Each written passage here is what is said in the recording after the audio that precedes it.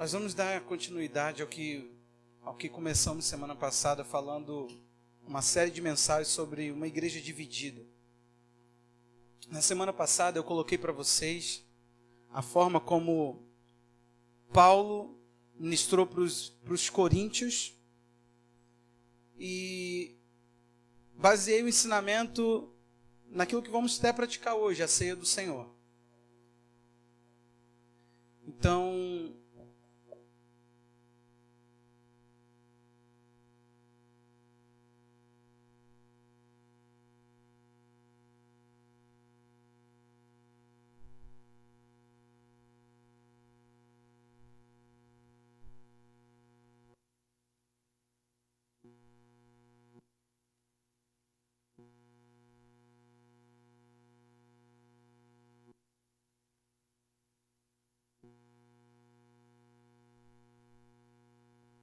você está aí pronto a me ouvir? Amém? Deixa só o pessoal aqui acertar o som.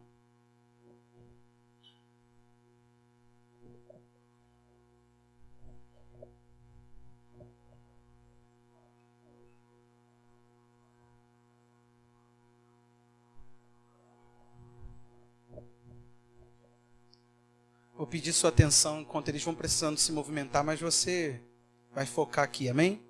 Distraiu, volta para cá.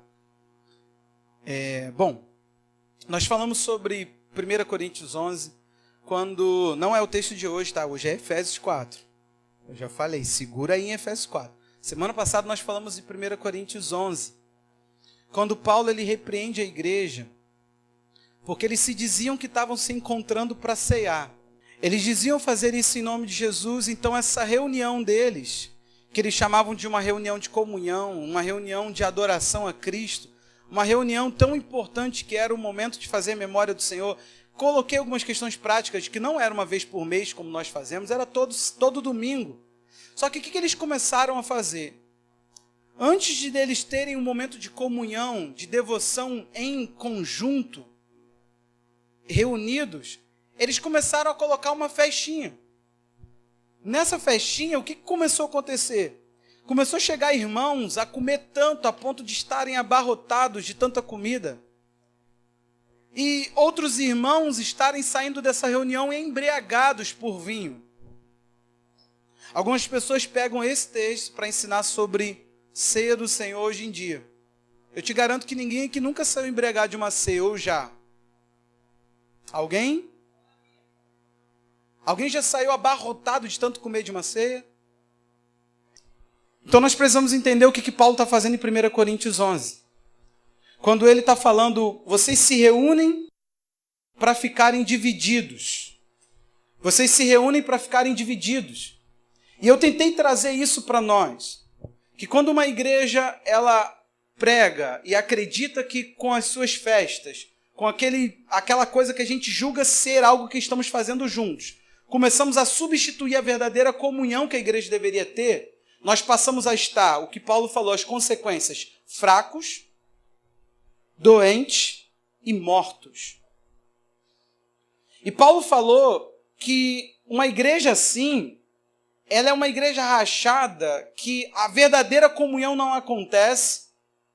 Chega no final do conselho, ele até chega a dizer, então se vocês estão se reunindo, dizendo que estão fazendo uma festa, não existe problema nisso, porém esperem uns pelos outros, pelo menos. Sabe por quê?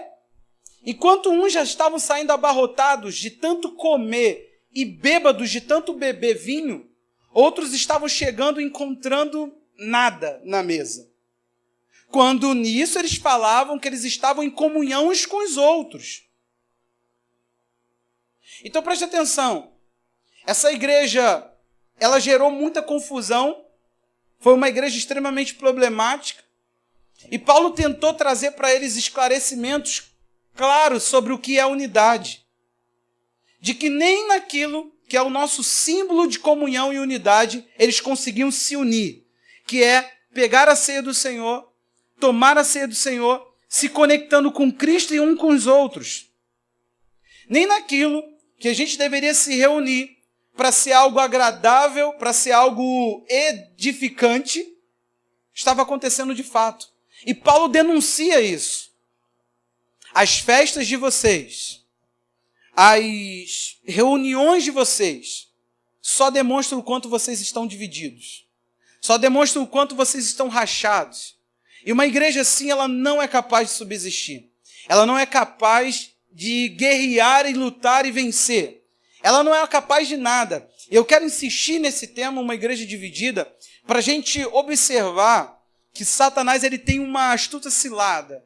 A palavra de Deus em Coríntios vai dizer que o diabo ele tem ardis. Você sabe o que é uma ardis?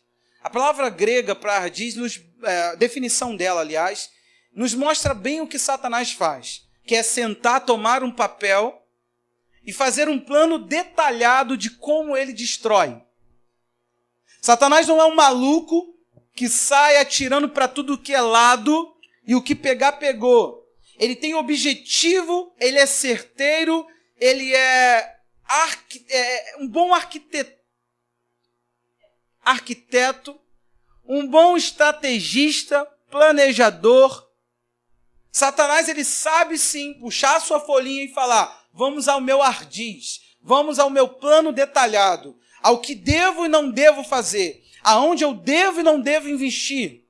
E para destruir uma igreja, nada mais é necessário do que desuni-la, do que dividi-la, do que torná-la uma igreja egocêntrica, centrada em si mesma, que as pessoas frequentem, mas elas fazem daquele lugar, daquele ambiente, daquela reunião, algo simplesmente para si, aonde o outro não importa, a necessidade do outro não importa. E eu tentei mostrar isso tudo a vocês através daquele texto de 1 Coríntios 11, porque Paulo falou que vocês, aquela atitude deles, né? Falou assim: vocês menosprezam ou a igreja ou aos pobres. É uma pergunta que ele faz. Porque existiam pessoas que chegavam para aquela festa de amor deles para fazer a única refeição, talvez. Talvez não comeriam tão fartamente em casa quanto comeriam na igreja. Mas nem o básico que eles mesmos proporam fazer, eles estavam fazendo. Eles ignoraram até os pobres entre eles. Eles não estavam nem aí para ninguém. A pessoa talvez chegava envergonhada e é um choque. Imagina talvez você nunca passou por isso. Mas eu não sei se você já foi num lugar e você estava com muita fome, você não tinha o que comer dentro de casa.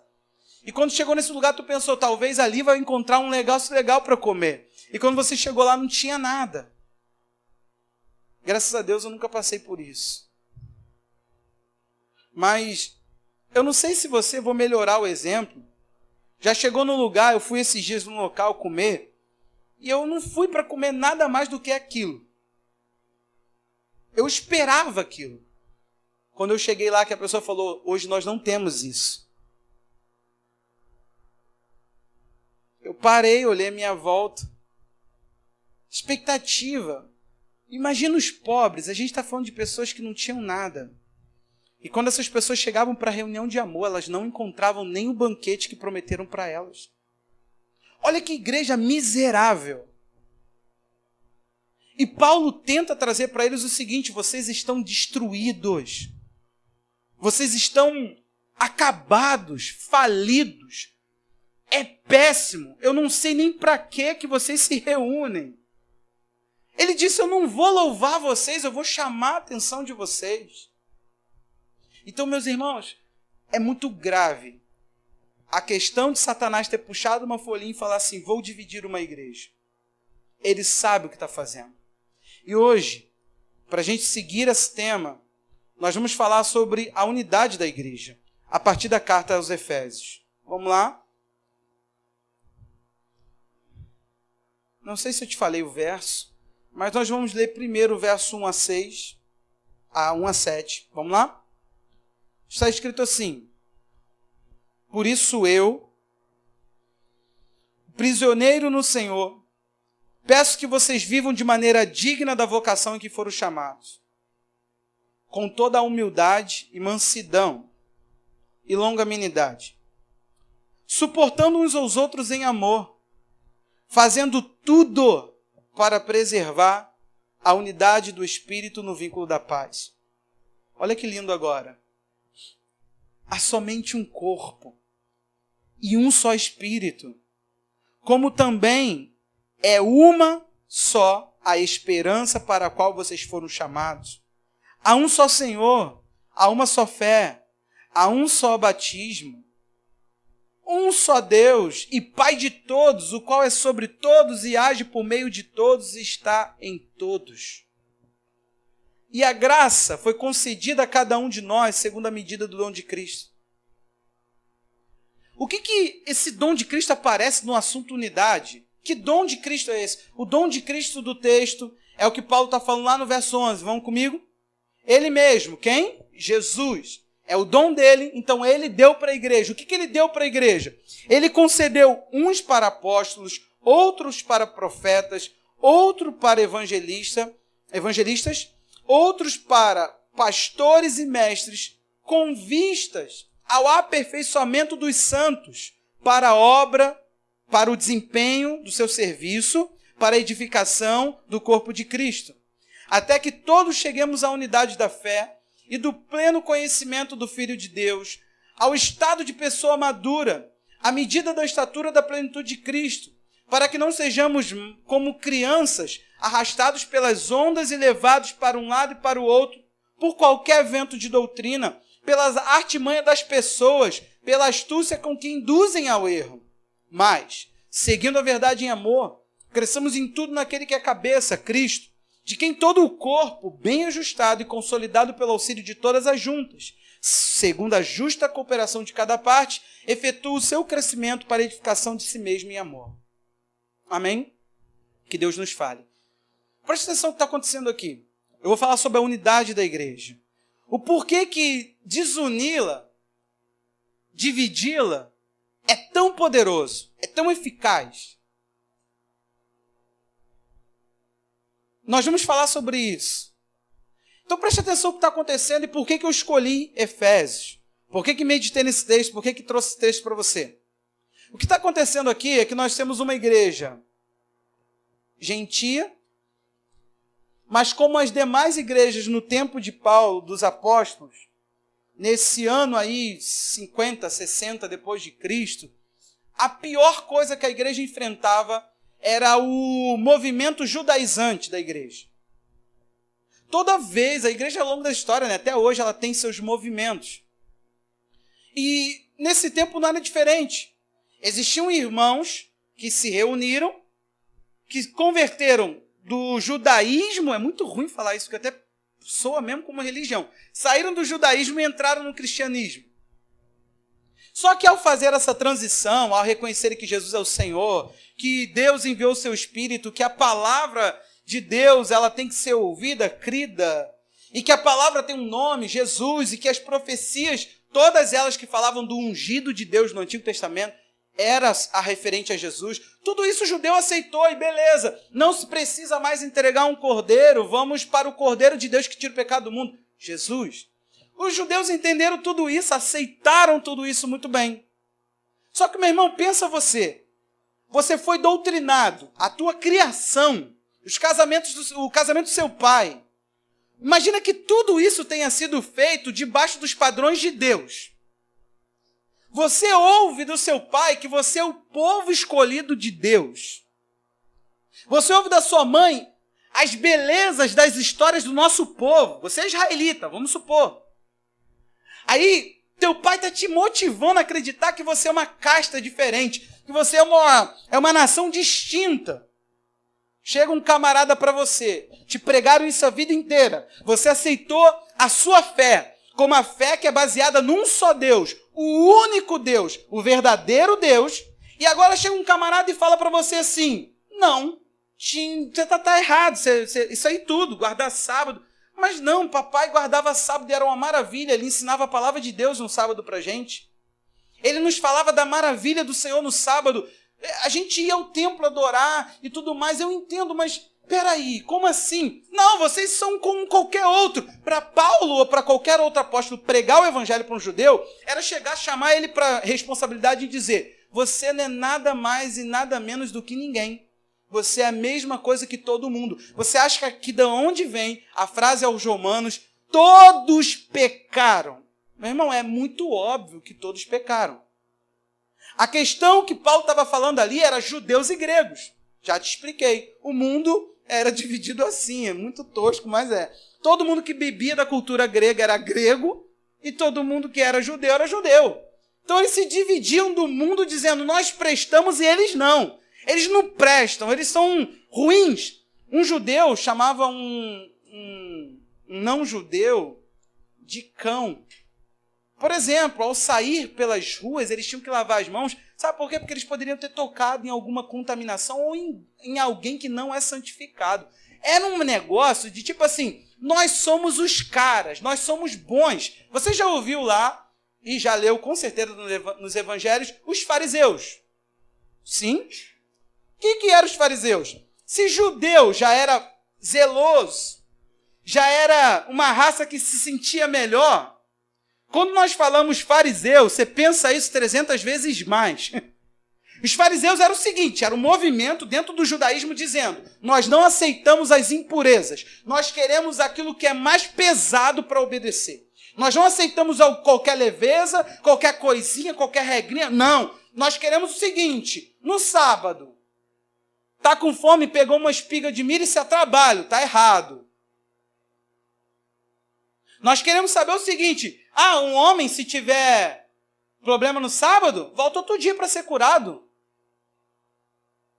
É sábado, não pode trabalhar. Os fariseus eram aquela casta de gente chata, meu irmão, que pegou a lei, que já era algo impossível de viver, por causa da carnalidade humana, e tornou aquilo mais fardo ainda. Meu Deus, como é que alguém consegue pegar algo que não é possível ao homem e ainda tornar mais impossível? É um negócio muito ruim. Você acha que é à toa que Jesus falou, ai de vós, fariseus, cegos, hipócritas. Por quê? Porque eles corriam o mundo para fazer pessoas, para fazer discípulos. Ele fala, mas vocês fazem 2 vezes mais filhos do inferno do que vocês. Seus discípulos se tornam 2 vezes piores que vocês. Se os caras já eram ruins, Jesus falou, aquilo que procede de vocês, pior ainda fica. Por que eu estou te contando tudo isso? O nosso texto ele tem que ser compreendido à luz disso. Que Paulo está escrevendo para uma igreja que estava sofrendo, meu irmão, com a questão do judaísmo entrando no cristianismo. Eles falavam o seguinte, vocês sabem quem nós somos? Vocês sabem as histórias do povo de Israel? Eu sou um filho de Abraão. Quem é você? Você é filho de quem? Tá. Você não é judeu, não? A minha fé é diferente da tua. Eu sou melhor que você. Paulo escreve aqui 6 capítulos que ele vai rechear da palavra igreja. Igreja. Igreja. Igreja. Ele vai falar da igreja, igreja, igreja, o tempo todo tentando mostrar um mistério. Você sabe qual é o mistério? Capítulo 3, ele diz o seguinte, o mistério é que os gentios estavam já no plano de Deus. Nós éramos um negócio que Deus ocultou lá no coração, dizendo, um dia eu vou usar uma nação para tocar vocês, porque eu quero vocês para mim. O povo de Israel, eles só seriam os precursores, os primeiros a pregar o evangelho. Um dia eu ouvi uma coisa numa aula e eu fiquei revoltado. Uma pessoa levanta a mão e pergunta para o professor assim, professor, se os judeus tivessem aceitado a salvação, porque a Bíblia diz, veio para o que era seu, João capítulo 1, os seus o rejeitaram, mas a todos quanto receberam, deu-lhes o poder de serem feitos filhos de Deus. Aí o menino faz a pergunta, se os judeus recebessem, nós perderíamos? Pensa aí você. Sabe o que o professor falou? Sim, é isso mesmo. Voltou para a aula, eu fiquei assim, apavorado. Capítulo 3 de Efésios está claro. Deus guardou eu e você no coração dele. Era um mistério. Ele falou assim, não, calma.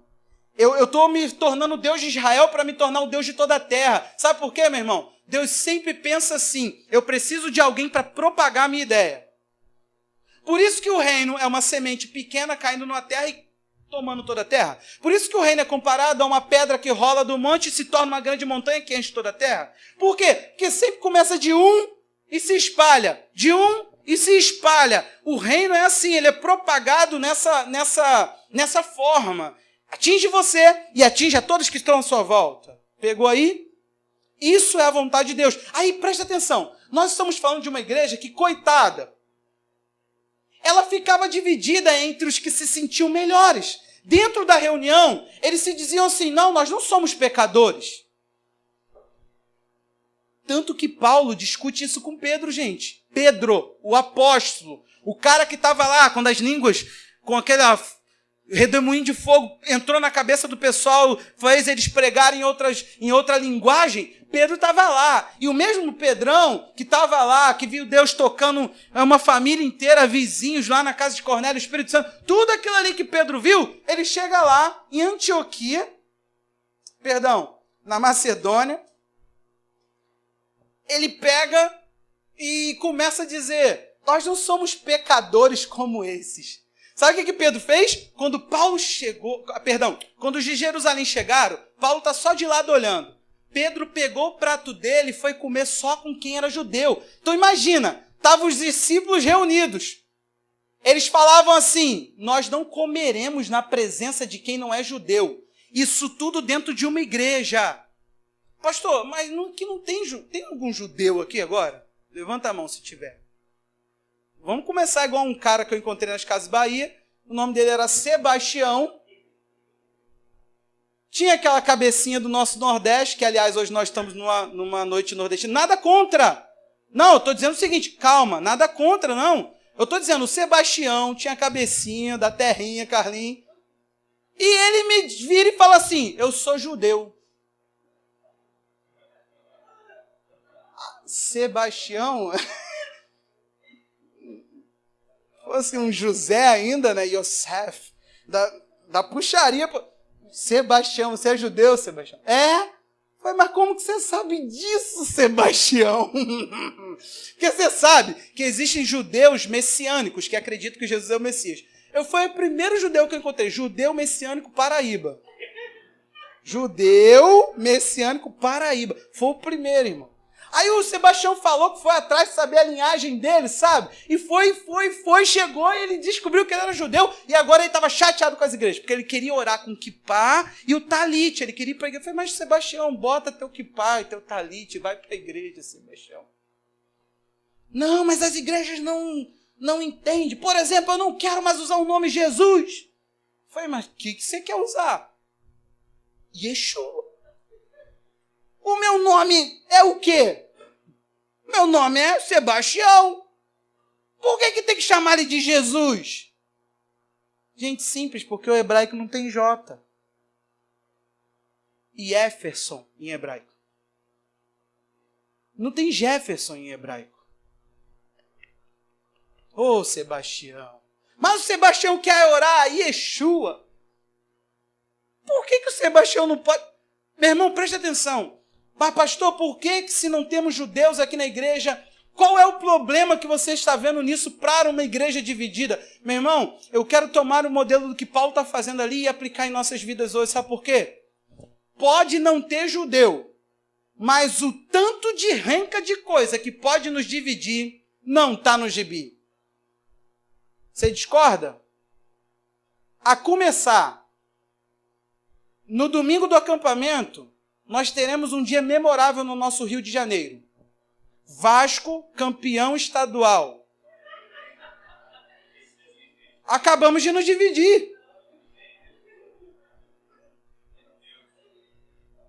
Chamamos a existência, ó Pai. Eis que te digo, novinho, tu verás aquela taça em nossas mãos.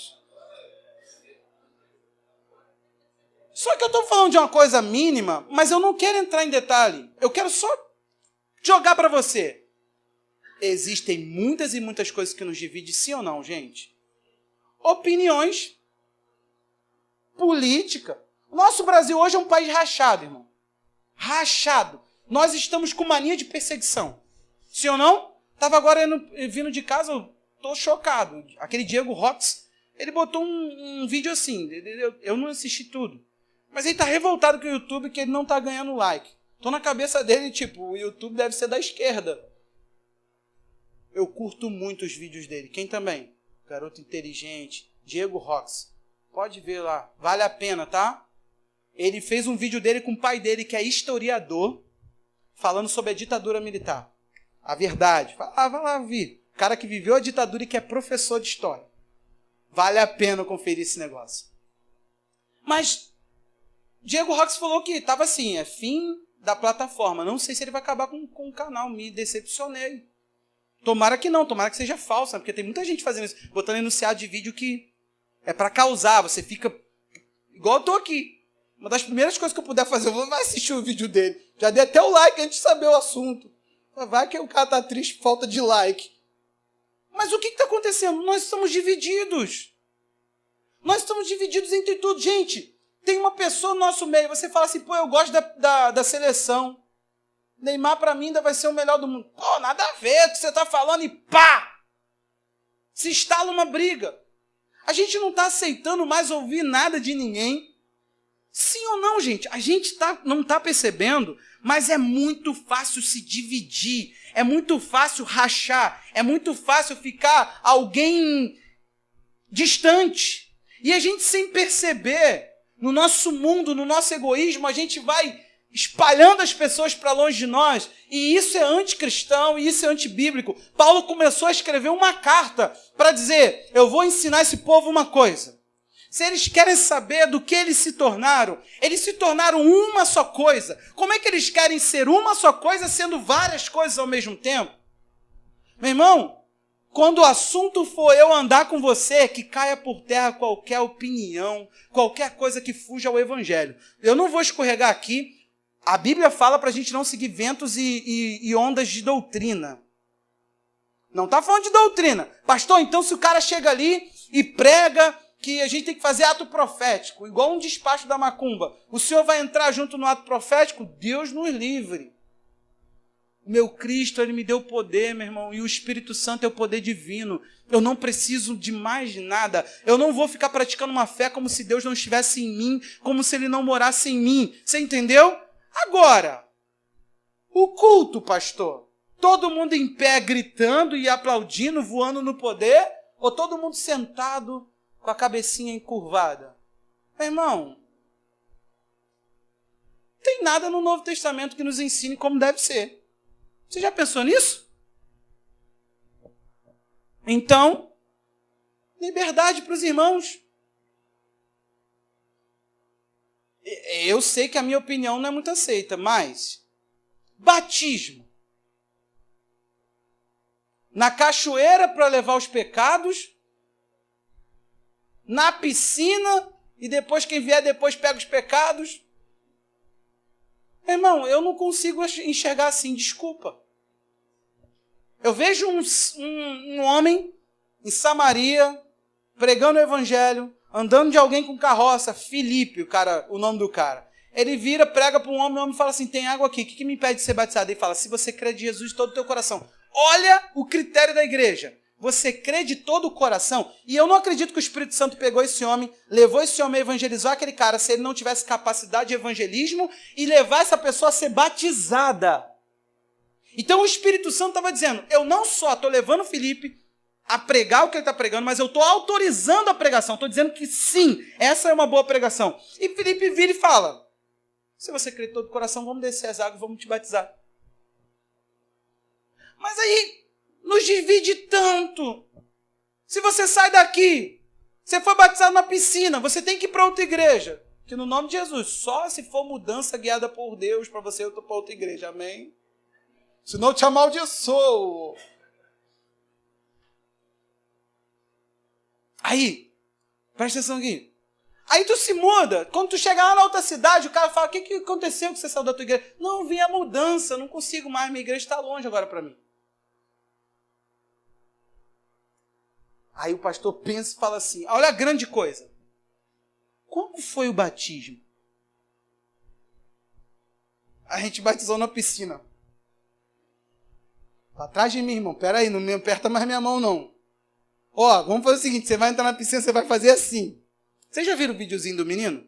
O pastor vai batizar ele e fica falando, irmão. A criança pega e faz assim, ó. Tu não batiza, só... Todo mundo caiu na gargalhada, foi mal barato. Tu acha que o pastor fala assim, não toco mais você, porque você pegou o pecado de geral. Então agora nós teremos que te batizar novamente. Nós estamos rachados sem perceber por coisas que não tem sentido algum. Se o cara quer jogar, meu irmão, a pessoa no rio, se o cara quer jogar numa piscina, para mim, o que fica claro é que a fé da pessoa praticada naquele ato, que nós fazemos assim porque entendemos assim, mas que eu não consigo entender como isso é motivo para nos deixar separados. Para me fazer odiar alguém. As opiniões, elas têm feito a gente odiar. Esse é o problema que eu estou querendo dizer. Chegar ao ponto de ter aversão, de falar, eu não posso dialogar com o Alexandre porque ele pensa diferente de mim. Por exemplo, numa igreja como essa, você ainda pode pensar que dependente químico é um sem vergonha. Eu discordo totalmente de você, mas se você tem motivo para pensar assim, o que eu vou fazer? Sério, eu não posso. Que Deus me ajude para que algum dia a gente venha dialogar e você venha ver a coisa de um ângulo que você não conhece. Do contrário, meu irmão, a gente não vai conseguir. Então isso não pode nos desunir. Então preste atenção aqui. Preste atenção. O problema todo é que eles não entendiam que aquilo que estava dividindo a igreja, lado A, lado B, judeus, gentios, essa situação levava eles para um problema. Qual? Olha o que Éfeso 2, 22 diz. Efésios.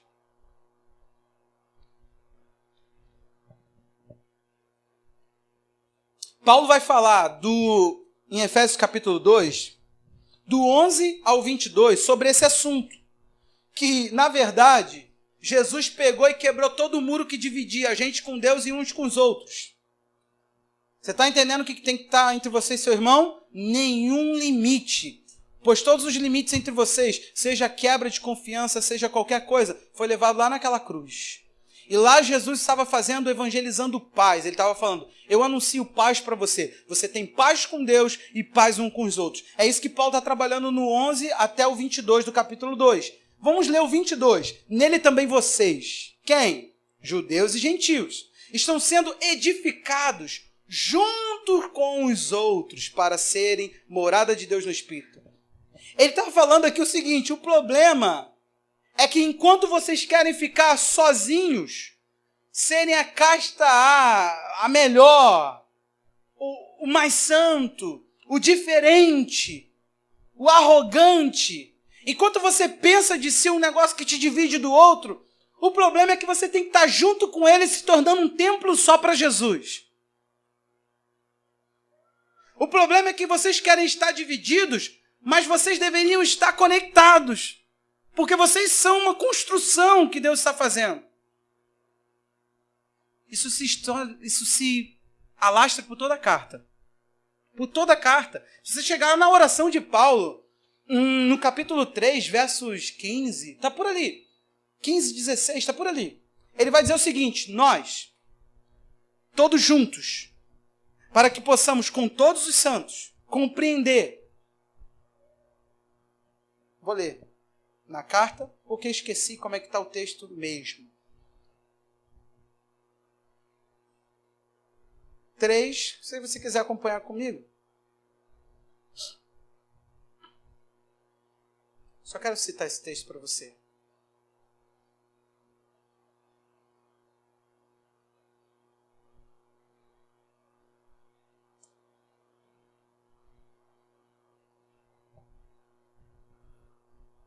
Olha o que ele diz lá no 18. A fim de poder compreender com todos os santos qual é a largura, comprimento, altura, profundidade e conhecer o amor de Cristo que excede todo entendimento, para que sejais tomados de toda a plenitude de Deus. O que Paulo está falando aqui com todos os santos? O que ele quer dizer com isso? Ele está falando que todos nós somos uma mesma coisa.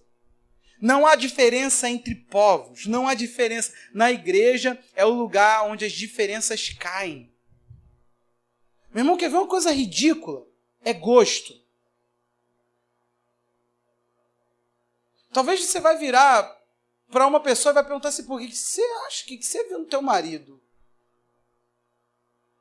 O que tu viu na tua esposa, cara? Não sei se teu gosto é muito apurado, não. Teve uns jovens aqui, rapaz, que nunca viu os times dele na capa do Que Suco. Aí fala assim, pastor, muda de time. Eu falo, rapaz, tu não sabe o que é torcer, não é? Eu tenho afinidade com o Vasco por aquilo que vi, não por aquilo que vejo. João Avelange caiu alambrado, eu estava lá dentro, vendo os vascaínos sangrando. O Eurico, aquele sem vergonha, morreu, né? Morreu não, morreu, agora é santo.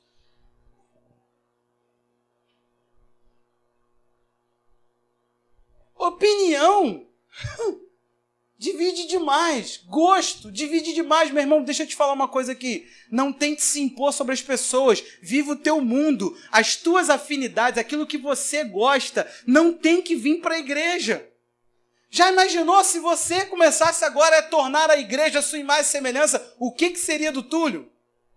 Carlinho ia falar forró. Não é, Carlinho? José Patrício? É reggae. Tô impressionado, cara. Pensei que era um chachado, uma parada assim, um negócio baiano. Como que é? Como é que é? Qual é as músicas de lá? Eu não sei, eu pensava que era forró. Calypso. Calypso é um ritmo, tá, gente? A Cátia Lambarda. Novinha pagode. Cabecinha de lado, ó. Agora, sério, como fazer caber isso tudo numa coisa só? O Douglas é funk?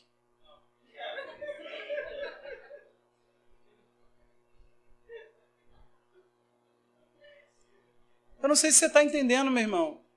Mas vem cá.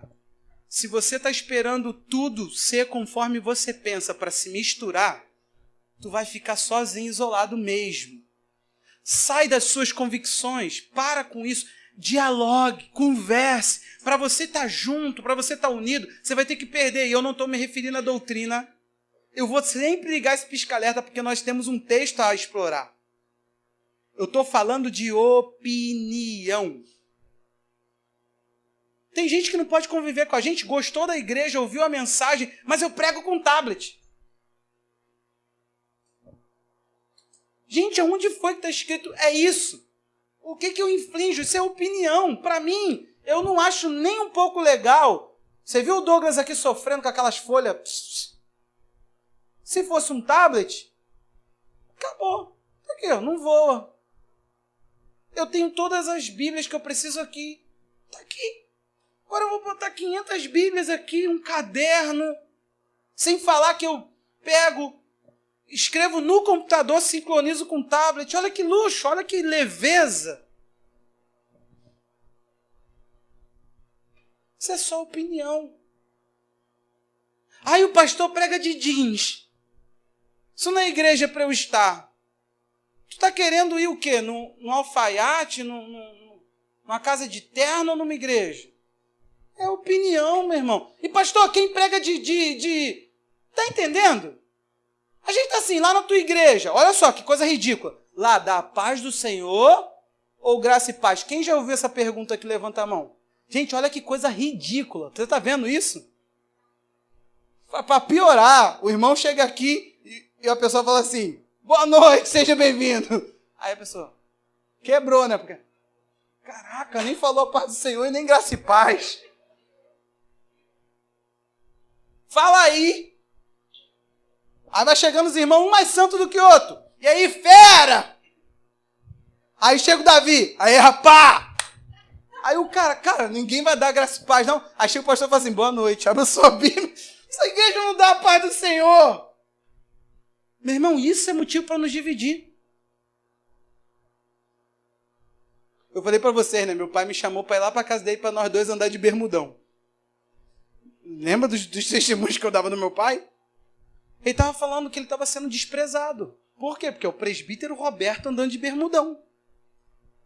Gente, tem muita coisa que nos divide que são desnecessárias. Hoje, eu e Xandão no centro de recuperação, eu falei com os irmãos, eu falo, prazer, Jefferson. Falo que eu sou pastor? Falo, não. Falei, já é ruim me aceitar como Jefferson, com aquela bermudinha. Aí o cara apertou minha mão, esse aí é meu pastor. Aí o cara falou assim, paz do Senhor. Pô, minha santidade vai pro ralo. Tá legal, um menino veio pedir até para ser batizado? Então não tô tão ruim, não. Acho que era falta de pastor, ele falou que era isso, falta de pastor.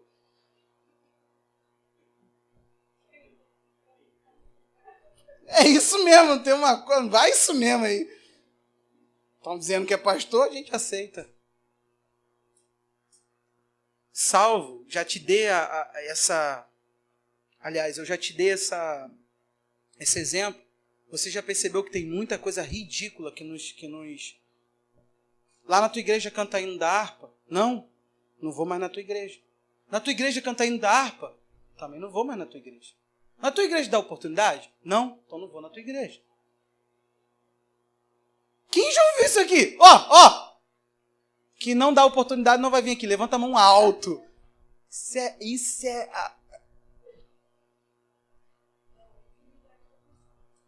Ih, a tua igreja não entrega profecia. Quem já ouviu isso? Caraca, que é isso, gente? Vou parar por aqui, eu tô ficando mal. Sou frio, descrente, desviado.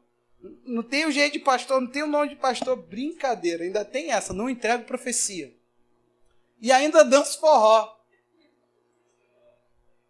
Gente, não é ali no Valnei não, é aqui agora. Hein? O verso 2 desse capítulo 4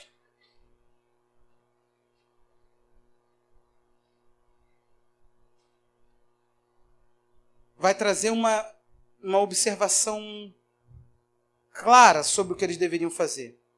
Olha o 2. Com toda, diga, humildade, mansidão, com longanimidade,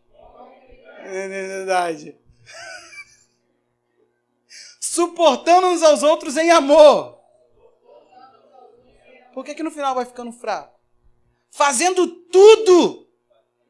Para aí. O que é fazer tudo? Pô, você vê como é que eu sou profundo. Essa aí agora é do Espírito. O que é fazer tudo, Andriele? Tudo. Ele diz, faça tudo para preservar a unidade do Espírito. Meu irmão, eu quero que você compre essa guerra comigo. Faça tudo que tiver ao teu alcance. Ele vai dizer com humildade. Porque sem humildade a gente não anda junto. Com mansidão. Meu irmão, se a gente ficar o tempo todo se estourando com todo mundo, a gente vai o tempo todo estar rachado. Sim ou não? Ele diz, você vai pegar, tenha longo ânimo. Isso que é longanimidade. É longo ânimo.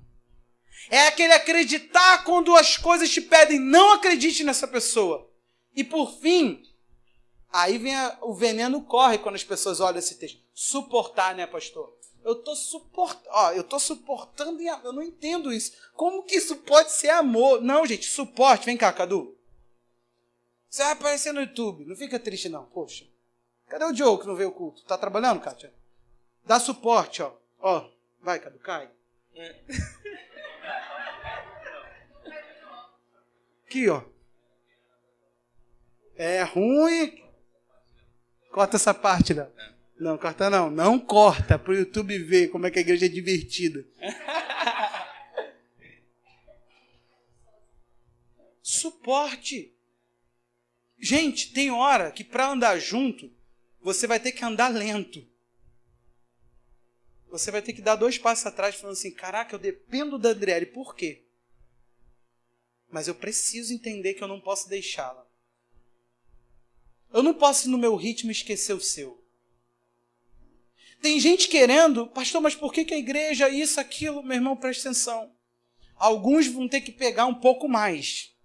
Outros vão ter que pegar um pouco menos na velocidade. Mas a gente não pode parar. Sabe por quê? Porque Jesus equipou a igreja para fazer o seu próprio crescimento. Daqui a pouco a gente vai falar sobre isso. Mas a unidade ela é tão importante, meu irmão, mas tão importante, porque é nela, é somente nela que nós vamos obter crescimento. Fora da unidade só há decadência, só há destruição. Dentro da unidade só há promoção, crescimento. Então por isso que ele vai dizer, você faz de tudo com humildade, mansidão, longanimidade, suportando e amor. Faça tudo o que tiver ao teu alcance para manter o vínculo do Espírito na paz. Faça tudo para manter a unidade do Espírito. No vínculo da paz. Procure estar em paz. Procure estar em paz consigo mesmo. Procure estar em paz com Deus para que você esteja em paz com o outro. Porque nós precisamos um dos outros. Esse texto é o seguinte, é Paulo esfregando a cara dos judeus. Vocês se sentem melhor? Eu quero dizer para vocês que talvez vocês vão precisar de outra pessoa, não eles de vocês. Tem hora na igreja que nós precisamos mais do outro do que o outro de nós. Sim ou não? Só que eu quero saber quando que vai chegar a vez do outro. Porque tem alguns que falam assim, eu quero saber quando é a minha vez. Quando é a minha vez, quando é a vez do Cadu de precisar mais de mim, não tem como. Se a gente vai andar juntos, a gente precisa entender que Deus, Ele nos uniu de uma forma que não tem como separar. Sabe como? Ele não pegou e falou assim, batismo por aspersão, quer jogar água em cima, ou por imersão, quer jogar dentro da água. Ele virou e falou assim, há um só batismo. O que é isso, pastor? Só se batiza uma vez? Não! O texto está dizendo, há um só, há uma só forma. O que tem que ser feito? Batismo. A gente tem que entender que a gente morreu em Jesus. Nós fazemos da forma que nós achamos melhor. Que a palavra batismo é imergir. Então nós entendemos que mergulho é o que precisa ser praticado. Mas, meu irmão, preste atenção. Compreender diferente. Se a pessoa de fato ela entendeu na fé dela que ela morreu com Cristo e ressurgiu para uma nova vida, vá em paz e não peques mais. Ele nos uniu de uma tal forma que ele falou assim, tem um só Deus, como é que você vai invocar outro? É como se Paulo estivesse falando assim, gente, eu gosto, porque Paulo ele tem uma sacada, que ele vira e fala assim, ô cheio de si, você se apoia em ficar sozinho, porque você não pode andar com o outro, mas eu quero te falar que o outro invoca aquilo que você invoca. Ele tem a mesma esperança que você tem, ele tem a mesma fé, ele tem o mesmo Deus e Pai de todos, o qual é sobre todos, o qual age por meio de todos, não é só judeu. Paulo está esfregando na cara deles, falando, desce o nível, porque você precisa do que está no outro. Você precisa do que está em mim, eu preciso do que está em você. Paulo vai, tirando aquela divisão judaica da igreja, falando, vai, andem juntos, façam de tudo para estarem unidos. Aí ele vai dizer, esse Deus e Pai, Ele está sobre todos, Ele age por meio de todos, Ele está em todos. Agora, sabe por que nós não podemos nos dividir? Porque nós estamos construindo uma coisa só. Juntos, nós somos a construção e também os operários. No Procura Lógica, Paulo está usando aqui uma analogia com uma obra, e falando que o corpo de Cristo é uma coisa em construção. Por isso que você também é parte, você é pedreiro, você também é tijolo, ferro. Pedro vai dizer lá na primeira carta dele, capítulo 2, que nós somos as pedras vivas que juntos formamos um templo para o Senhor. Paulo vai dizer aqui no capítulo 2 que todos juntos, sem nenhuma desavença, sem nenhuma diferença, formamos um só templo para o Senhor habitar. Meu irmão, preste atenção aqui. Nós não podemos estar separados porque estamos construindo algo. A igreja, ela não é organizada. Isso é termo da instituição. Uma igreja, ela acontece, são conexões. Então, se eu perco a minha conexão com a Noemi e com o Beto, se a gente cai na conexão, se a gente se desliga, a gente deixou de ser igreja. Porque a igreja não acontece no automático, no mecanismo. Não é igual motor. Toda vez que eu giro a chave, acontece. Não é assim. Eu tenho que me estimular sobre o Cadu. Eu tenho que me importar com ele. Eu tenho que dar suporte quando precisar. Quando não, eu vou ter que ser manso com o Cadu, quando eu quero dar cascudo. E quando ele precisar de mim, eu vou ter que ser humilde. E mais uma coisa, que essa talvez é a pior para mim. Tem que ser longânimo. Alguns aqui do passado conheceram o Charles, né? E tudo, literalmente tudo que essa igreja fez pelo Charles. Para os mais antigos é muito difícil ver até foto do Charles no grupo da igreja.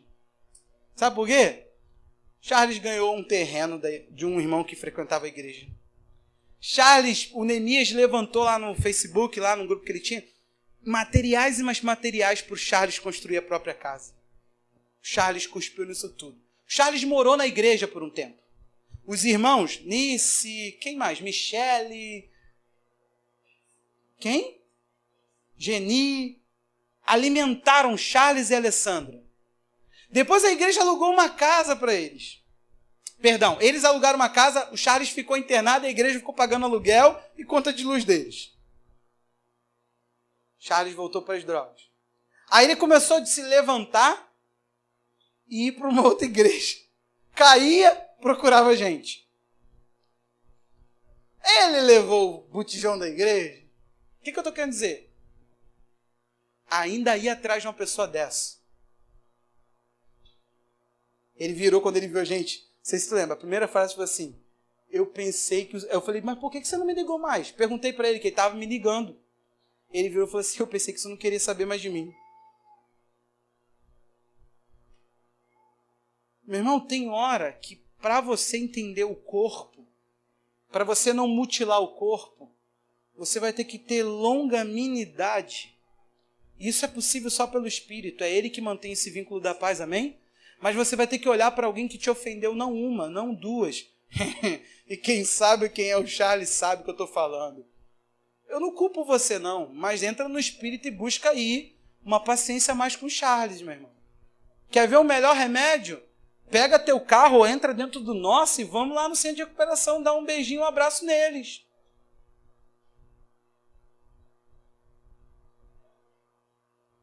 Tu entendeu? Não entendeu, não? Vai lá no centro de recuperação, vai ver conhecer a Eva. Sabe quem é a Eva? Cara, eu estava me coçando. Fazia meses para fazer essa piada. Tomaram os 4 filhos dele, né? E o pessoal entrou com guarda definitivo. Então eles perderam os filhos. Não estão comparecendo. Aliás, eles têm uma audiência amanhã no fórum. Aí, e só eu que estou sabendo disso, é amanhã. O negócio que acontece, né? Aí tá bom. Aí eu falei assim, Charles, você botou Eva porque você vai recomeçar o... Aí ele, pô, pastor! Meu irmão, é a 5ª filha dele. Ele faz um filho de 9 meses. Não estou fazendo piada, não. Só que tomaram 4, ficou com a Eva. Só que botou o nome de Eva, eu pensei, vai começar a humanidade toda. Rapaz, eu ia migrar de família. Adão e Eva, ele foi infeliz. Ele tinha que ter colocado, sabe o quê? As 12 tribos de Israel. Porque tem 12, né, que é os filhos de Jacó, mais a Diná, que é filha, 13. E se não desse certo, vai para os filhos deles. Aí a tribo vai... Falei, Charles, pelo amor de Deus. E o Alexandre ainda desconfia que a menina está barriguda. Tomara que seja engano, Xandão. Senão o Adão está vindo aí.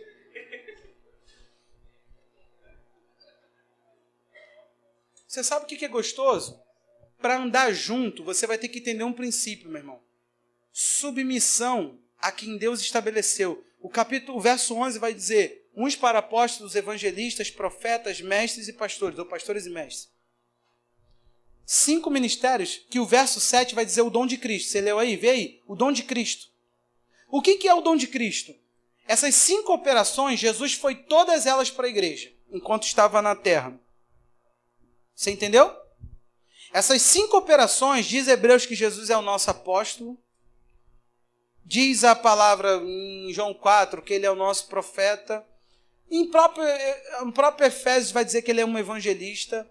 Pastor, você tem dúvida que Jesus era pastor e mestre? É só ler João 10. Ele é tudo isso para a igreja. Mas sabe o que ele fez?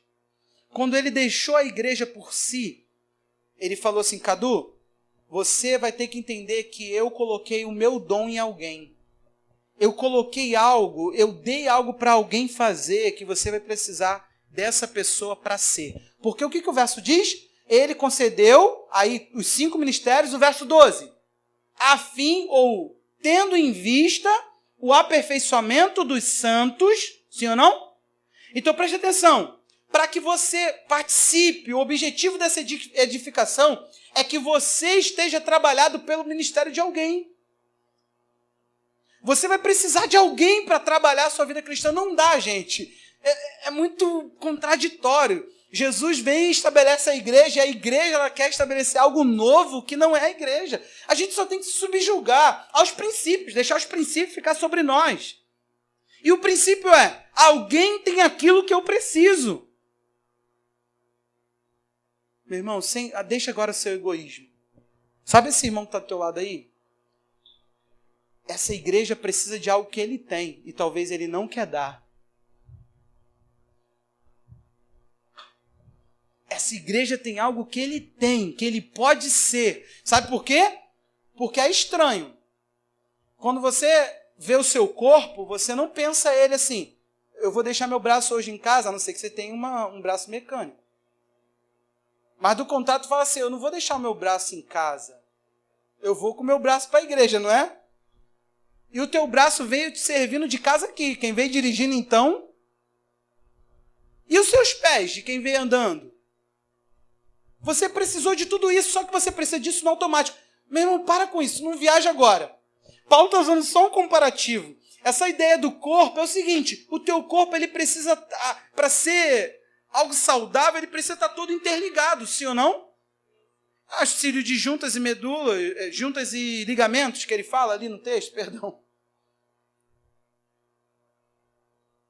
Então, preste atenção. Nós não podemos nos rachar porque é justamente em nós que ele colocou aquilo que um ou outro precisa. Você precisa de mim.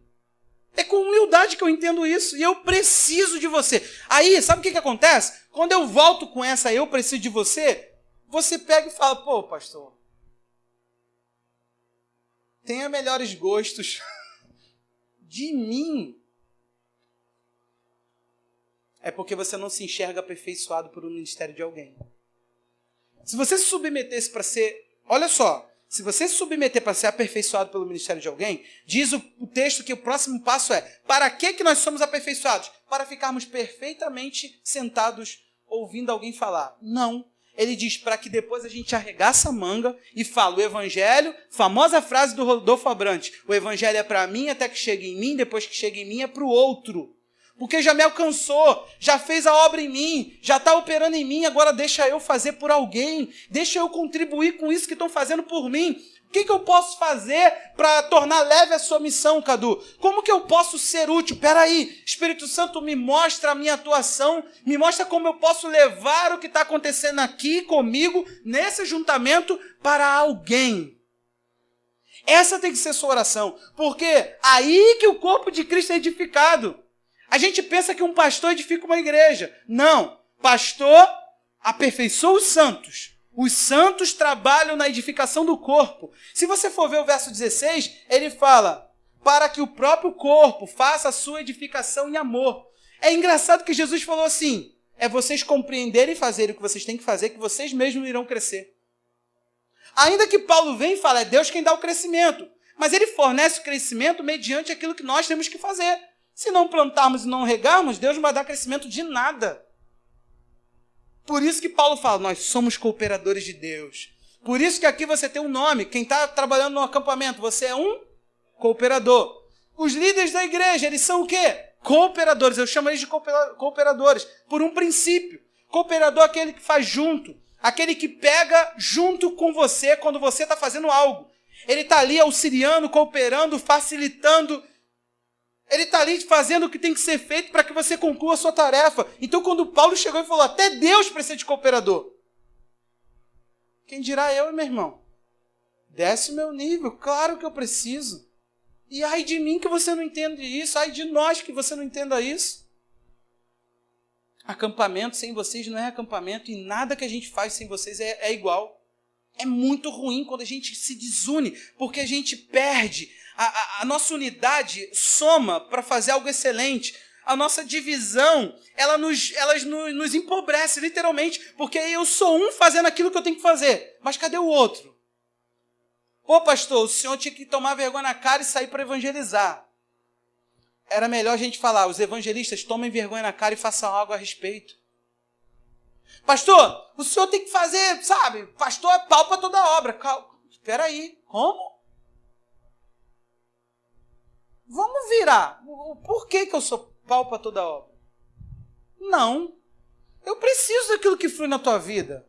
Afinal de contas, quem faz a edificação do corpo é os santos. Aí sabe o que acontece, meu irmão? Essa edificação não pode correr solta. Ela não pode ser levada pelos ventos. Ela não pode ser levada por a correnteza. E detalhe, quando nós nos unimos, olha que bênção que vem. Nós conseguimos chegar à unidade da fé, à estatura da plenitude de Cristo. Ou seja, nós começamos a atingir a altura que Cristo tem. Ele está colocando como se Jesus estivesse aqui medindo e fala, vem, irmão. Aí tu bota assim, ô, legal, passou. Aí vem o outro. Você não chegou não. Volta aí, vamos aperfeiçoar, porque você precisa alcançar esse nível aqui. As pessoas falam, isso é só no céu. Na tua Bíblia, na minha não diz nada a respeito. Esse até não é até o céu, não. É até que tem que acontecer aqui. Se você não crê, é porque a sua fé ela foi diminuída, mas a fé ela tem unidade. Nós não podemos andar rachados na fé, e nós só andamos rachados na fé porque ventos e ondas de doutrina o tempo todo levam de um lado para o outro aqueles que são meninos. A gente tem que cuidar dos nossos meninos. Você não vê aqui dentro, não, uma pessoa que está, como? Jesus é tudo Jesus. Daqui a pouco, nada de Jesus. Agora eu vou orar em línguas. Não creio na oração em línguas. Agora meu negócio é ler a Bíblia. Tem que ler a Bíblia. Agora eu não leio nenhum versículo bíblico. Você não vê pessoas assim, não vê? Deus vai mudar a minha vida. Eu não estou crendo em nada que Deus vai fazer por mim. Menino. O nome disso é menino. Ali é uma criança que não fala. Está falando que isso é um grau de meninice. Tipo a filhinha da Messia, vocês já viram? Agora não, vê agora não. Não, vocês apaixonam. Eu sei que eu não sou tão bonito quanto o bebê. Percebeu a humildade do varão aqui? Falei que eu não sou tão bonito quanto. Presta atenção. O problema é que justamente os meninos, eles são os que sustentam os ventos de doutrina. Os meninos gostam de oscilar. A gente que quem andou um pouquinho mais tem que falar meninices, criancinhas, por aqui comigo, senta aqui com o tio. Você precisa de uma outra postura. Somos nós, os mais que já fomos, a falar para os que ainda não foram. Cara, segue firme. Essa não é a postura. Vamos lá? Esse ventinho que tu levou aí, para cá, essa onda, não dá. Sabe por quê, meu irmão? Olhe comigo lá no verso 15. O que ele está falando lá? Ele vai dizer que a atitude da igreja é seguir em amor. Ele vai dizer que a atitude da igreja é seguir a verdade. Sim ou não? Está escrito aí? Capítulo 4, verso 15. Seguindo a verdade em amor. Cresçamos em tudo naquele que é cabeça. Tem alguém no comando disso tudo. Mas nós somos o corpo, a extensão do que Jesus faz. Presta atenção, eu não estou estudando toda a igreja com você em Efésios. Você fica doido se for. Porque Efésios é riquíssimo a respeito da igreja. A Bíblia diz que Deus faz conhecido dos principados e potestades a multiforme sabedoria dele por nosso meio. Pela igreja, Deus revela a forma como ele é sábio. Os principados se perdem. Eles não conseguem compreender Deus, eles vão vendo a revelação de Deus na igreja. Olha que coisa gloriosa. Por quê? Porque espiritualmente a Bíblia diz que temos bênçãos. Aí quando chega lá no capítulo 3, ele vai falar, os principados enxergam isso. Há algo acontecendo na igreja. A igreja não é algo, não é um ajuntamento qualquer. Não pode ser tratado como qualquer coisa. Não pode ser visto de qualquer maneira. Não. Aí por isso que ele vai falar, você precisa seguir a verdade em amor e crescer naquele que é cabeça. Tem alguém levando isso, tem alguém pensando essas coisas. Então preste atenção. Ele vai dizer que de Jesus é onde a gente provê. Olha o 16 no começo. De quem todo o corpo bem ajustado nele, consolidados pelo auxílio de toda a junta. Segundo, isso aqui que nós falhamos muito, a justa cooperação de cada parte. Meu irmão, presta atenção. Ligados nele, pelo auxílio de todas juntas, consolidados, firmados em Jesus. Agora, o problema está, não adianta seguir a verdade em amor, se não houver a justa cooperação de cada parte. O corpo fica defeituoso. Quando você se isola, eu perco você. A sua operação no corpo fica debilitada, fica inativa. E olha o que a Bíblia diz. Aí que nós efetuamos o próprio aumento. E para a edificação de si mesmo em amor. Então somos nós mesmos fazendo o que temos que fazer, ligados a Cristo, que leva a igreja a crescer. Isso não é responsabilidade de pastor. Somos todos. Você é a igreja, literalmente. A igreja acontece quando você está presente. A igreja acontece quando você faz o seu serviço. Não quando eu faço o meu serviço. A gente está deixando de ser uma igreja modelada por esses princípios antiquados que a igreja vem tendo. Pastor e os leigos, pastor e o povo que precisa dele, pastor e as ovelhas. Isso é uma linguagem de guiar. Eu amo esse princípio do guiar, pastor e ovelha. Mas eu prefiro filho. Eu prefiro filho. Ainda mais quando falo filho na fé.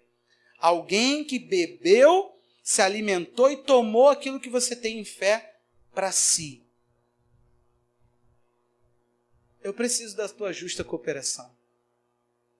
Eu preciso que você faça a sua parte. A sua parte é muito importante. Pastor, eu não sei a minha parte. Meu irmão, você já foi colocado nesse corpo. 1 Coríntios 12 diz que você foi introduzido nesse corpo. Sabe o que vai acontecer se você ficar lá ligado no seu mundo, vivendo o seu universo? A igreja ela vai sofrer essa defasagem. Você vai viver para seu próprio umbigo. E nós vamos ver a causa de Cristo padecer. Só que fique tranquilo. Se a igreja é uma unidade e você sai dela, pode ficar tranquilo que logo, logo você vai deixar de ser igreja. E não começa com aquela desculpa de igreja em casa, de que eu sou mais igreja porque eu pego o meu dinheiro e faço não sei o que para as causas sociais. Não começa a comprar Cristo porque ele não é comprado. Você tem que se ajustar nele, nos princípios dele. Ele já criou algo. Você não precisa criar algo alternativo, algo melhorado ou algo até redundante. Porque eu vi pastores no Brasil. Porque eu não acredito mais nas denominações. Rapaz, levaram um montão com eles. Hoje o cara está lá em São Paulo. Não, o negócio é igreja nos lábios. Aí sabe o que começou a acontecer? Como é que a gente vai conhecer todas as igrejas que estão ligadas a mim? Vamos fazer um aluguel de um galpão e uma vez ao mês todo mundo vem para cá. Aí eles começaram. Sabe o que aconteceu? Hoje tem culto todas as semanas, 2 vezes na semana, tem culto de ensino. Aí agora, por quê? Eles querem casar, querem uma cerimônia, então tem que ter um pastor para fazer cerimônia. E tá lá o cara de novo, que achou a igreja e começou um movimento chamado, estudado no Brasil, de desigrejados. Aí agora tá lá o cara precursor do movimento, dando a cara a tapa e montando uma igreja.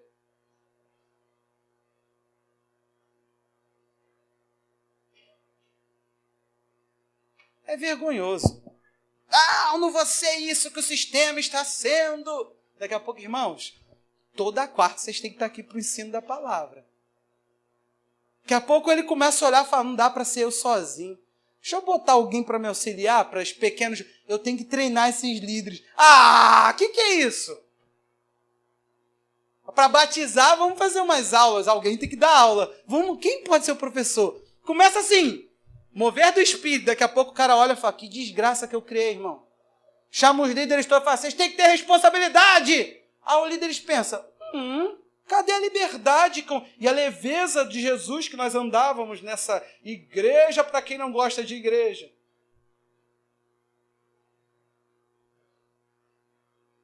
Cara, mas tem muito, gente. Esses dias aí um cara veio na internet, eu estava vendo, o cara até é muito saudável a mensagem dele, aqui do Rio. Nós somos uma igreja para quem não gosta de igreja. Falei, chegou tarde, já tem gente com esse slogan. Aliás, tem muita gente copiando isso. O problema é que a igreja, para quem não gosta de igreja, é muita igreja que as pessoas não gostam. Eu já fui numa. Eu li na placa assim, para quem não gosta de igreja. Falei, eu não estou gostando dessa igreja, então... Eu não estou entendendo. Igreja chata. Chata em que sentido? Meu irmão, maltrato que nós sofremos, mas está escrito que é uma igreja para quem não gosta de igreja. Slogan não muda. E sabe o que a gente está fazendo? A gente está criando isso para ficar recriando uma coisa que Jesus já deu sentido, meu irmão. Preste atenção. Você é um corpo que essa pessoa queira você ou não. Então deixa esse seu comportamento judaizante de se sentir melhor e se bagunça, mistura-se. Pois aqui você não tem teu título, aqui você não tem seu intelecto, aqui sua condição financeira, aqui sua beleza.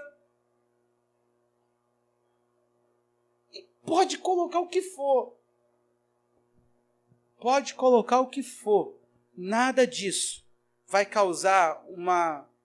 vai gerar uma elite dentro dessa igreja. Nós somos todos iguais. Aqui rala pastor, rala líder, rala quem for. Não tem essa história.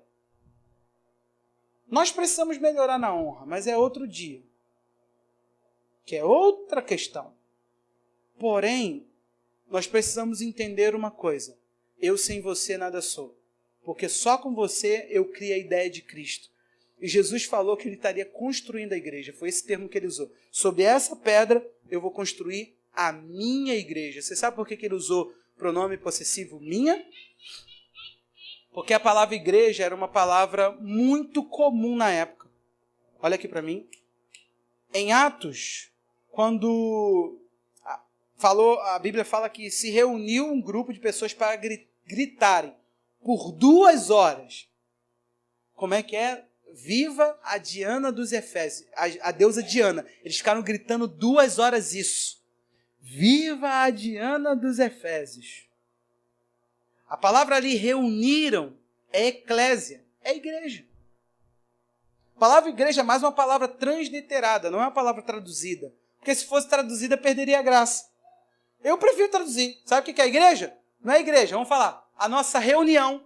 Ah, lá na tua igreja não fala culto, não, é reunião. Entendeu, gente? A burrice do nosso tempo, entendeu? Agora as igrejas não chamam mais culto, é reunião.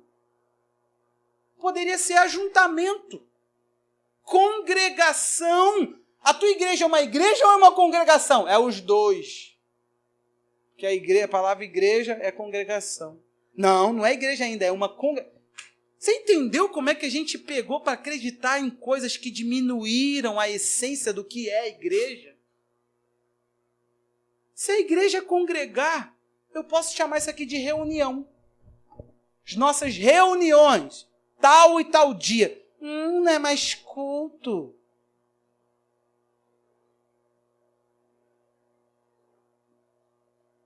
A gente tem que fazer com que a igreja volte a ser o que ela tem que ser na proposta de Cristo. Então saiba, só resumindo para você, o dia em que você se isolar, eu perco a sua operação. A sua operação perdida aqui vai causar danos para os irmãos. Você não pode não perceber isso, mas eu posso te mostrar por muitos exemplos. Porém, hoje eu quero que você medite em como está a sua operação nessa igreja. Se ao invés de talvez você nem colabora com o teu dom, faça nada, você não se encontra em Cristo para fazer nada por ninguém. Mas pelo menos não atrapalha ninguém também. Se mistura, irmão. Ao invés de estar no meio da igreja causando problemas e divisões, se sentindo uma elite, ninguém me visita, ninguém me liga 2 vezes ao dia, o pastor não sorriu para mim, só me disse boa noite, muito sério, vou sair dessa igreja. Meu irmão, quando eu não te der boa noite, vem para mim sorrindo e me dá uma boa noite que eu vou ficar muito feliz. Você não sabe como é que eu gosto disso. Por que você não serve? Por que você está aqui com uma expectativa de comércio, de que eu tenho que te agradar? Seja agradável também. Faça alguma coisa porque todo mundo aqui precisa de atenção, de ajuda, de colaboração, sim ou não? Eu preciso da teu socorro financeiro. Tá pedindo oferta. Entenda da forma que você quiser. Eu preciso. Para a gente seguir fazendo o que a gente faz, eu preciso da tua colaboração. Achei tão bonito, gente, o Brendo, esses dias eu fui lá no trabalho dele. Cadê ele? Brendo. Fugiu do culto. Dor de barriga, coitado. Fui lá no trabalho dele, botei o carro lá, ele começou a mexer para mim. Aí chegou no final, não, pastor, não precisa não. Eu falei, não, meu filho. Brinquei até com ele, né? Já está todo mundo convidado, vão casar, né? Eu falei, ajuda aí na obra, meu irmão. Mas tão bonito ver ele falando, pastor, seu carro está batendo, leva lá, cara. Sem me pedir nada. Eu não tô querendo trocar favores com vocês, pelo amor de Deus. sei lá, eu corto o cabelo na Simone, da Simara. Simone que vem aqui na igreja. Agora eu quero que a Simone não passe a não cobrar meu cabelo. Não, gente, pelo amor de Deus. Eu estou dizendo o seguinte, tem tantas formas da gente se cuidar. Só que a gente julga isso besteira. Quando eu te falo, dá um abraço em alguém, atenção, você, eu quero ver o dia que tu estiver na fossa. Vai ver na internet, gente, quantas pessoas saíram com uma placa de abraço grátis. Tinha um cara que esses dias ele é um missionário, ele se vestiu de mendigo e falou assim, não preciso do teu dinheiro. Botou uma placa assim, preciso de um abraço. Teve uma mulher que abraçou ele e começou a chorar. Ele foi para o metrô de manhã. A mulher começou a chorar. Ela falou assim, você não sabe. Você está dizendo que precisa de um abraço. Mas como eu hoje estava necessitada de um abraço. A gente precisa de contato físico, gente. Quem julga que não, tem problemas. Todos nós nós necessitamos de sermos tocados. Bom sentido da palavra. Ele aí. Todos nós temos necessidade de sermos tocados. Eu já vi pessoas que são extremamente pedregulho por fora. Parece todo... Quebra um no meio. Tu dá um abraço, ele quer quebrar no meio.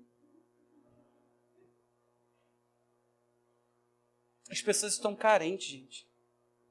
As pessoas estão carentes de atenção. Você pode ser corpo de muitas formas. Você pode ser corpo se importando com quem está longe.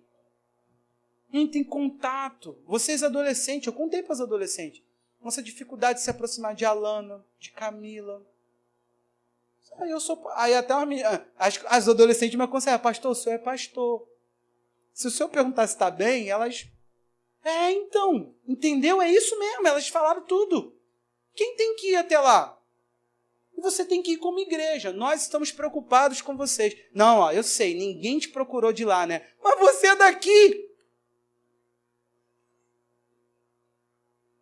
Essa é uma das frases mais idiotas que tem no nosso meio, sabia? Eu sei que ninguém lá da igreja te procurou, mas você está falando isso, gente, mas você é daqui. Por favor, não ensina para onde é o caminho da crise, que eles gostam de um mimimi. Ih, gente, você não sabe, é diabo, pastor e igreja. Os culpados. Quem é culpa? A gente fala, do diabo, não é. É do pastor, nem me procura. É da igreja, lá gente sempre vai estar no diabo, no pastor, na igreja. Então você precisa levar o ajuntamento às pessoas. Leve o que você tem sido incentivado aqui, sabe por quê? É assim que nós faremos uma construção. Aquilo ali não é a construção da igreja. Aquilo ali é a construção do local de culto. Eu falo de templo. De culto. Aquilo ali é um local de culto. É um ambiente de reunião de culto.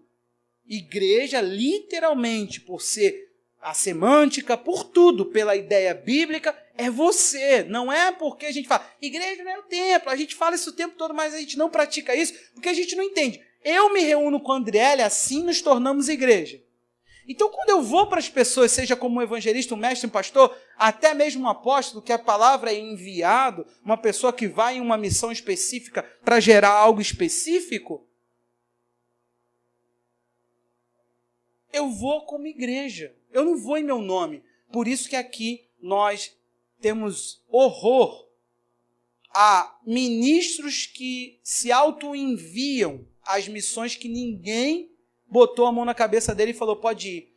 Pense você o que quiser, porque eu sigo o modelo da igreja bíblica. E na minha Bíblia está escrito que em Atos capítulo 15, os apóstolos enviam uma mensagem e falaram assim, saíram pessoas de nós que não foram enviadas por nós. Eles desautorizam o ministério dessas pessoas. Queira você ou não, você vai ter que estar debaixo da autoridade de alguém. Eu duvido. Você pode gostar muito de quebrar a autoridade de alguém sobre você. Eu, no exercício da minha autoridade sobre a tua vida. Mas eu duvido quando chegar a tua hora. Eu oro para que se você não seja pai, se você não é pai, você se torne. Porque aí eu quero ver como é que você vai ficar com os princípios honra, submissão, obediência. É ou não é, Douglas? Não é mais fácil obedecer agora, Douglas? Do que sacrificar? Porque ele olha para a baixinha, meu irmão, que já é arretada, tem o sangue dos dois e pensa, caraca, vai chegar a minha vez de falar, você tem que me obedecer. Como é que eu vou... Né, André? É mais fácil obedecer hoje, André? Do que sacrificar? É mais fácil. Rapaz, o pai, ele fica com comichão. Como é que eu vou desobedecer e a minha autoridade... Eu oro para que o teu filho olhe nos teus olhos e faça o que você faz quando você é trabalhado por uma autoridade. E vamos ver se você realmente é humilde. Quando teu filho fala assim, não vou obedecer porque eu não penso assim. Aí tu, ó. Meu Deus. Aí vem um pastor e fala assim, irmãos, eu preciso que você me obedeça. Aí você fala, eu também acho. Toma aqui, pastor, para obedecer. Não tá mais aqui quem tá... Né, André? É sério, gente. Filho ensina. Então, meus irmãos, hoje nós vamos ceiar. Nós vamos tomar um símbolo que é parte de um corpo, que é uma porção de um sangue. É um símbolo disso. Então, preste atenção. Não faz sentido você se tornar um corpo com essa igreja, um corpo com esses irmãos, parte desse corpo total, universal de Cristo, se você não está conectado. Eu quero chamar hoje você para corrigir isso. Quando eu me casei com a pastora, eu tinha uma dificuldade enorme. Antes disso, está me ouvindo? Presta atenção aqui, por favor. Eu tinha uma dificuldade de prestar conta. A minha família, minha mãe, ela falava assim, eu confio em você. Eu só precisava prestar conta se eu não fosse dormir em casa. Do contrário, a hora que eu ia chegar, se eu chegasse, estava tudo bem. Quando foi chegando perto do casamento, minha mãe parece que Deus começou a dar uma sabedoria estranha para ela, que ela começou muito a ficar chata com o negócio de horário, de onde você está, e me ligar, onde você está. Quando eu casei, eu vi a importância disso. Sabe por quê? Tem alguém ligado a mim. Eu não posso sumir da minha casa e não falar para minha esposa onde vou. Eu não posso ficar uma semana fora sem dar satisfação a ela porque eu estava para esparecer minha cabeça. Pode ou pode? Lá na tua casa você faz isso? Se o seu esposo sumir por uma semana, você fica tranquilo? Duvido. Paixão sumiu, Carlinhos. Vai lá na delegacia, não vai na hora. Minha paixão sumiu.